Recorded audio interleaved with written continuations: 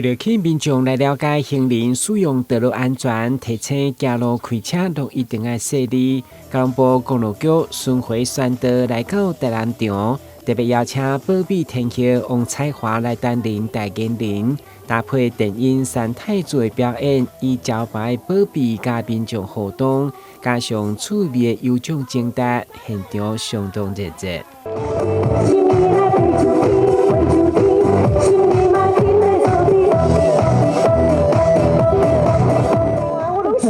这种是读個歹喲，你捌讀個攏伊就嗆去啊，嗆去啊，哦，對，這很嗆的，這是太危險了，對不對？你會傷害到自己，你也會傷害到別人，對，千萬不要做這樣的事情。交通部公路局結合強標，用輕鬆趣味的快閃宣導，重點也是提醒用路人千萬唔通行路看手機啊，隨便穿越馬路，甚至為了搶緊衝紅燈。走馬路的時候啊，不要一天到晚看着手機啊。咱即馬哦，定定看到人安尼規路看手機啊，攏無咧看世界，非常危險。你等於把自己的生命交給開車的人啊，這個其實是非常不安全的行為。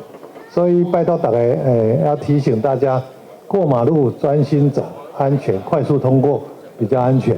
交通安全規則，相信大家攏知影，不過嘛有真濟容易疏忽的細節。交通部透過藝人現身關懷，希望有效提醒大家。